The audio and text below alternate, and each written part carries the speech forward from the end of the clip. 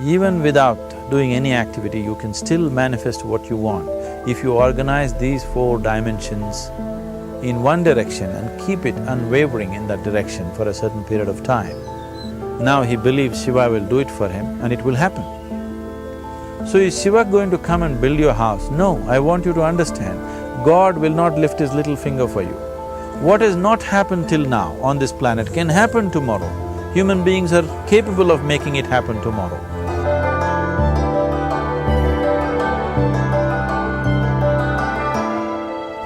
Everything we as human beings have created on this planet was essentially first created in our minds.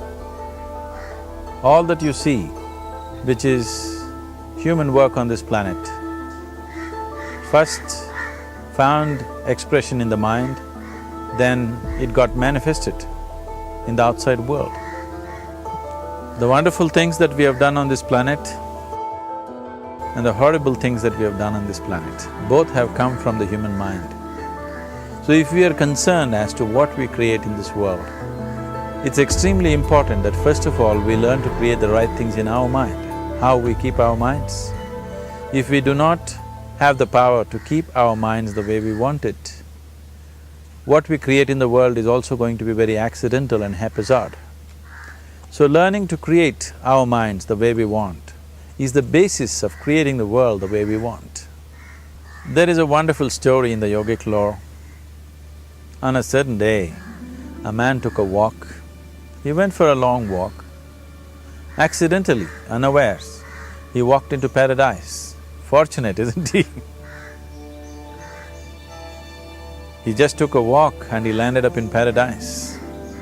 After this long walk, he felt little tired. So he thought, oh, I'm tired, I wish I could rest somewhere. He looked around, there was a nice tree, underneath which there was very cushiony grass. So it was inviting. He went and put his head down there and slept. After a few hours, he woke up, well rested, and he thought, oh, I'm well rested, but I'm feeling hungry, I wish I had something to eat. And he thought about all the nice things that he ever wanted to eat in his life. And instantly, all those things appeared in front of him. You need to understand, there the service is like that. Hungry people don't ask questions. Food came and he ate. Stomach became full. Then he thought, oh, my stomach is full, I wish I had something to drink. All the nice things that he ever wanted to drink, he thought about it and all of them just appeared in front of him. Drinking people also don't ask questions, so he drank. Now with a little bit of alcohol in him, you know Charles Darwin told you, all of you are monkeys, your tail fell away. Not me, Charles Darwin told you that you were all monkeys and your tail fell away and then you became human. Yes, definitely the tail fell away. But the monkey, in yoga, we always refer to an unestablished mind as markata, which means a monkey. Why we are referring to the mind as a monkey is, what are the qualities of a monkey? One thing about a monkey is, it's unnecessary movement. And another thing about the monkey is, if I say you're monkeying somebody, what does it mean? Imitation. Monkey and imitation have become synonymous. So these two essential qualities of a monkey are very much the qualities of an unestablished mind. Unnecessary movement, you don't have to learn it from the monkey, you can teach it to the monkey. And imitation is full-time job of the mind. So when these two qualities are on, a mind is referred to as a monkey. So this monkey became active within him. He just looked around, thought, what the hell is happening here? I asked for food, food came. I asked for drink, drink came. There must be ghosts around here. and ghosts came. Oh, the ghosts have come, they're going to surround me and torture me, he thought. Immediately the ghosts surrounded him and started torturing him. Then he started screaming in pain and said, oh, they're going to kill me, and he died. Just now he said he's a fortunate being. The problem is he was sitting under a kalpavriksha or a wishing tree. He asked for food, food came, he asked for drink, drink came, he asked for ghost, ghost came, he asked for torture, torture came, he asked for death, death happened. Now don't go looking for these kalpavrukshas in the forest. You can barely find a tree these days. A well-established mind, a mind which is in a state of samyukti, is referred to as a kalpavriksha.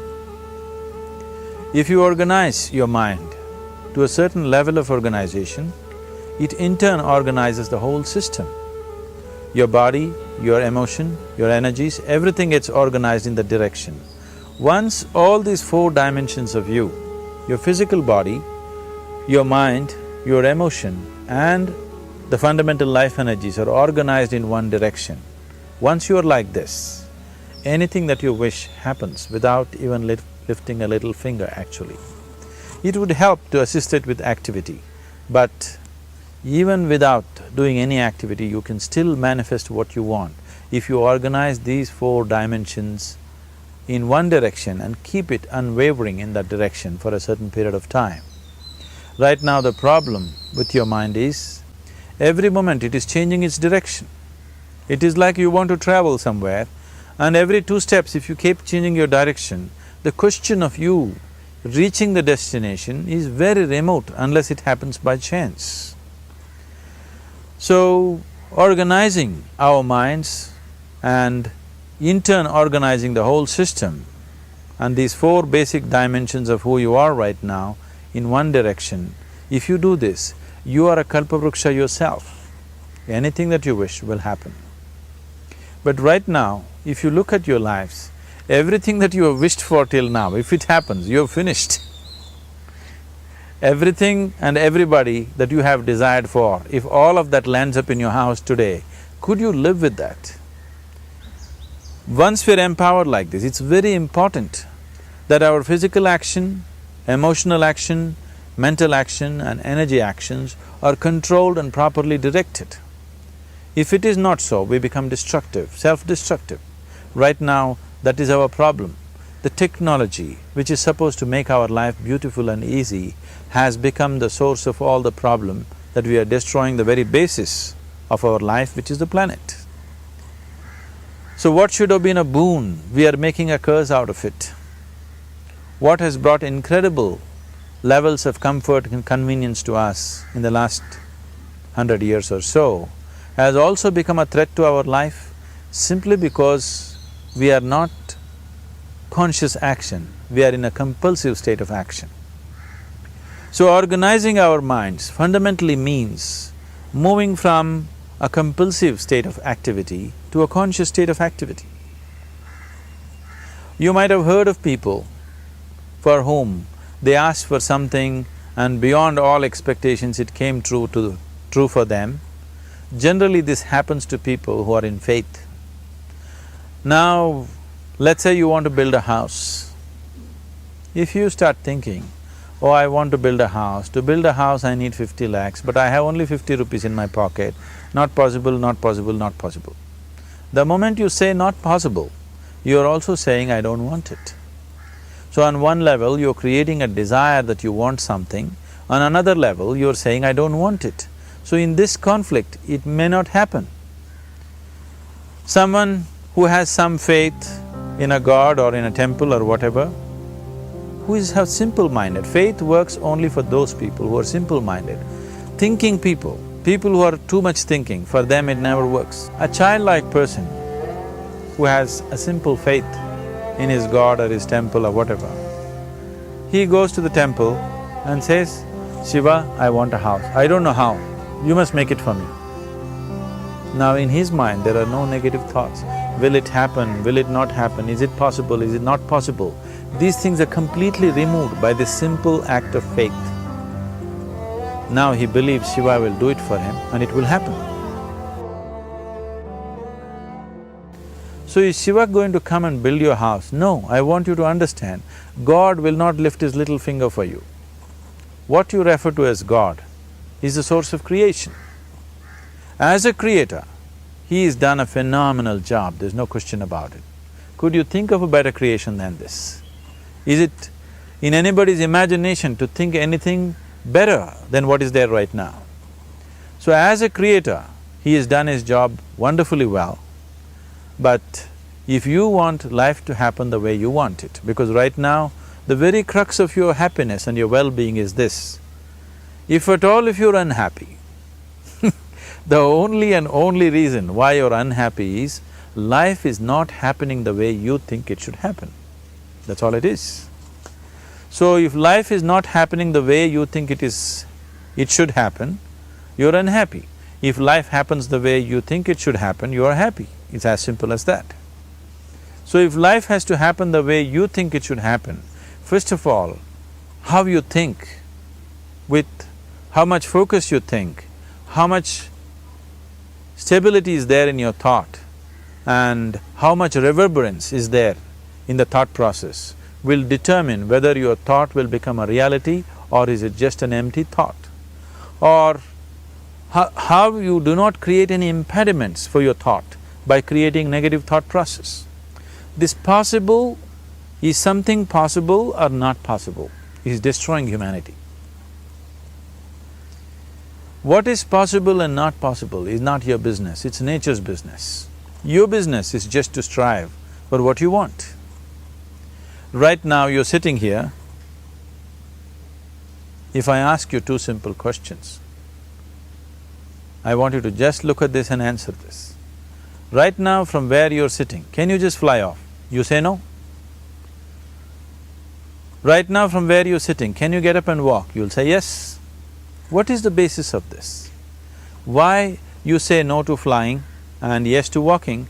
Because past experience of life, many times you've gotten up and walked, never did you fly off. Or in other words, you're using the past experience of life as a basis for deciding whether something is possible or not possible. Or in other words, you have decided that what has not happened till now cannot happen in your life in future. This is a disgrace to humanity and the human spirit.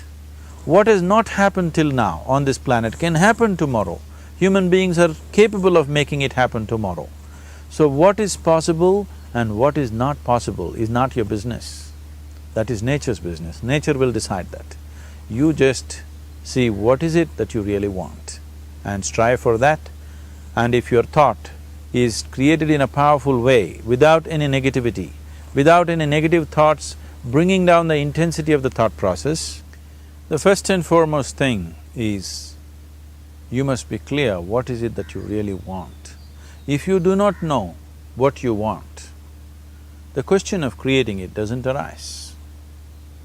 If you look at what you really want, what every human being wants is, he wants to live joyfully, he wants to live peacefully. In terms of its relationships, he wants it to be loving and affectionate.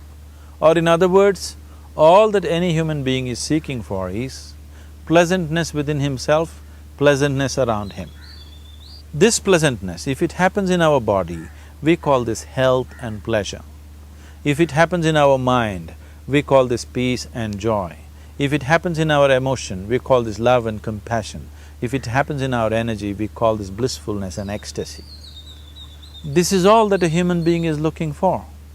Whether he is going to his office to work, he wants to make money, build a career, build a family, he sits in the bar, sits in the temple, he is still looking for the same thing. Pleasantness within, pleasantness around. If this is what we want to create, I think it's time we addressed it directly and commit ourselves to creating it. So you want to create yourself as a peaceful human being, joyful human being, loving human being, a pleasant human being on all levels. And do you also want a world like this? A peaceful world, a loving world, a joyful world? No, I want greenery, I want food. When we say a joyful world, that means everything that you want has happened. So this is all that you're looking for. So all that you need to do is commit yourself to creating it, to create a peaceful, joyful and loving world, both for yourself and everybody around you. Every day in the morning, if you start your day with this simple thought in your mind, that today, wherever I go, I will create a peaceful, loving and joyful world. If you fall down 100 times in the day, what does it matter? For a committed man, there is no such thing as failure. If you fall down 100 times, 100 lessons to be learnt. If you commit yourself like this to creating what you really care for, now your mind gets organized. Once your mind gets organized, the way you think is the way you feel, your emotion will get organized. Once your thought and emotion is organized, your energies will get organized in the same direction. Once your thought, emotion and energies are organized, your very body will get organized. Once all these four are organized in one direction, your ability to create and manifest what you want is phenomenal. You are the creator in many ways. That which is the source of creation is functioning within you every moment of your life. It is just that, have you kept access to that dimension or not? Organizing the four basic elements of your life will give you that access. There are tools and technologies to do this.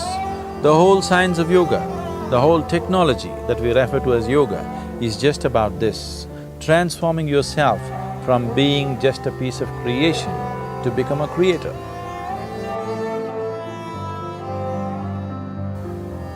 It is my wish and my blessing that every human being in this world should have this access to the source of creation within himself so that he can function here as a creator, not just as a piece of creation.